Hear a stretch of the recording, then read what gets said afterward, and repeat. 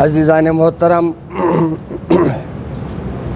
मुसलसल मौजूदा हालात पर आप हज़रात की तरफ से तवज्जो दिलाने पर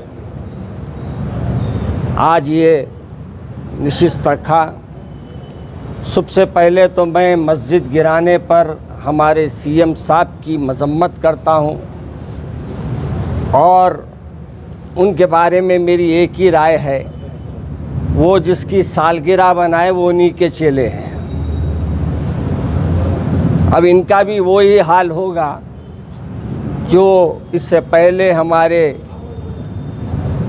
हिंदुस्तान के बड़ी बातें कहने वाले साहब का अंजाम हुआ था। एक बात याद रखिए, अल्लाह के घरों को गिराने वालों से हमारी दोस्ती हरगिज़ नहीं हो सकती, चाहे कोई भी रहे। अगर जो अल्लाह के घर को गिराया, हम ये अल्लाह से उम्मीद रखते हैं अल्लाह उसको भी गिराएंगा इंशाअल्लाह। और ये वक्त ऐसा है जहाँ दुनिया तमाम में एक अजीब व गरीब कैफियत है। लोग बीमारी से मर रहे हैं, बीमारी की वजह से लोग परेशान हैं। ऐसे वक्त में लॉकडाउन में आपका ये काम करना मुझे हैरत की बात है। और ये सीएम साहब की खूबी है कि इन्हों जिसकी तारीफ़ करते उसी के बिल्डिंगों को साफ़ करते। निज़ाम के बारे में बड़े बड़े बोलते हैं और इनके कारनामे देखो आप। जितनी निज़ाम की इमारतें हैं उसको ढाने में इन्हों सबसे आगे है। तो बताने का मकसद सिर्फ ये है कि ये नाम से हमारे साथ है, काम में हमारे पूरे के पूरे नरसिम्हा राव के चेले हैं। लिहाजा मैं इस वक्त हमारे सीएम साहब से हो या हुकूमत से हो, ये मुतालबा करता हूँ कि वो 2 मसाजिद जो शहीद किए गए हैं वो आप दोबारा पहले तामीर करें। आपका सेक्रेटेरिएट तामीर हो या ना हो, हमको उससे कोई गरज नहीं है।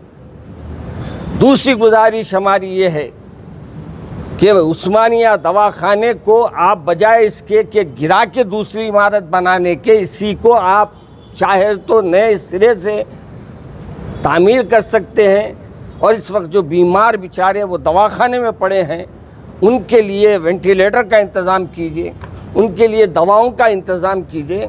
आज ज़रूरत है, हर गली में, हर मुकाम पर, हर महल्ले में इस वबा की वजह से लोग परेशान हैं। इसमें कोई हमारे हुकूमत के तरफ से ज़्यादा आगे बढ़ के काम नहीं किया जा रहा है। हम हुकूमत से मुतालबा ये भी करते हैं कि इस सिलसिले में वो सख्त तौर पर एक्शन ले और अपने तामीरी काम को जो है वो मुकम्मल कराएं और उस्मानिया की बिल्डिंग को नए सिरे से जो भी उसके कमज़ोर यानी जहाँ से ये पानी वगैरह आ रहा है उन चीज़ों को रोकने की कोशिश करे और इन इमारतों को अहमियत दीजिए। आप सिर्फ नाम लेके खुश मत कीजिए।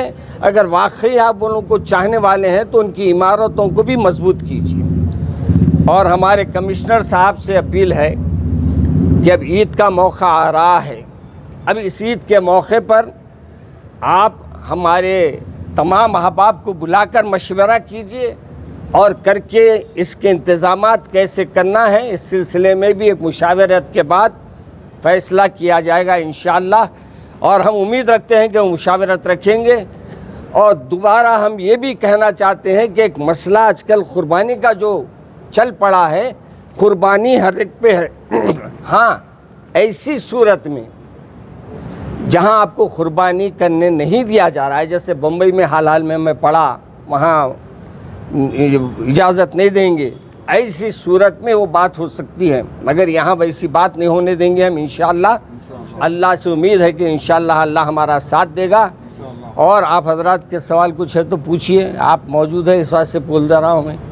इंशाअल्लाह उसमें हम कोई कंप्रोमाइज़ नहीं करेंगे। अल्लाह का घर है वो, यकीनन इंशाअल्लाह वहाँ 2 मसाजिद बनाए बगैर हम नहीं रहेंगे। 2 बातें मैं हाल में भी मैं किसी तवज्जुह से मैं बोल भेजा। हमारे को ये भी बताना मकसद है कि हमारे कुछ उलमा को ले जाइए आप, जहाँ इस वक्त मसाजिद थे वहाँ हमारे कमिश्नर साहब से मेरी ख्वाहिश है और हमारे वो क्या कहते हैं उनके पीए से, सीएम साहब की क्या रहते भाई वो, हाँ सेक्रेटरी, चीफ सेक्रेटरी से कि वो हमारे को ले जाए और वो दोनों मसाजिद का मुआयना कराए ताकि हमको मालूम हो गिर गई या गिराई गई। लेकिन कोर्ट की जानिब से कोई रेजोल्यूशन पास नहीं किया गया, तो आप इस सिलसिले में क्या कहेंगे? देखिए वक्फ बोर्ड किसके कंट्रोल में है? वो वक्फ बोर्ड का खुद कंट्रोल जो है सीएम साहब के हाथ में है। अब वो वक्फ बोर्ड के अंदर बैठने वाले कौन है वो भी आप जानते हैं। तो अब अपन सीएम से मुतालिबा करिए, सीएम से लड़ाई है हमारी, किसी और से नहीं है हमारी, क्योंकि गिराए उन्होंने जवाब देना हमारे। मगर पहले दवाओं का इंतज़ाम करो, उसके बाद टेस्टा कराओ। टेस्टा करा ले रहे हैं, दवाखानों में जगह नहीं है, क्या करते? अच्छा घरों में लाके इलाज करेंगे बोले तो घरों में दवाएं खरीदने गए तो दवाएं इतनी महंगी कर दी गई है कि दवाएं लेने वाला बेचारा दवाएं देख के, दवाओं की कीमत देख के ही दम निकल जा रहा उसका। पहले दवाओं को कंट्रोल करो बोलिए हमारे कमिश्नर साहब को, हमारे चीफ सेक्रेटरी साहब को, कि पूरे मेडिकल शॉपों पे धावे मारो बोलिए, ये डॉक्टरों पे जो दवाएं रख ले के बैठे उनसे हलक में से निकालो बोलिए, उसके बाद टेस्टा कराइए। इस सिलसिले में आप लोग गवर्नर साहब से जाकर नुमाइंदगी करेंगे? नहीं, गवर्नर साहिबा है, आप ही बोल दे रहे हैं। अब उनसे एक न्यूज़ वगैरह में पढ़ा मैं कि कुछ उन्होंने वहाँ कोर्ट में कुछ दाखिल किया है बोलकर। मैं वो जब तक कि वो फैसला यानी वो जो फैसला हुआ है वो हाथ में नहीं आया, जब तक अपन कुछ बोल नहीं सकते, क्योंकि वो कोर्ट में केस है।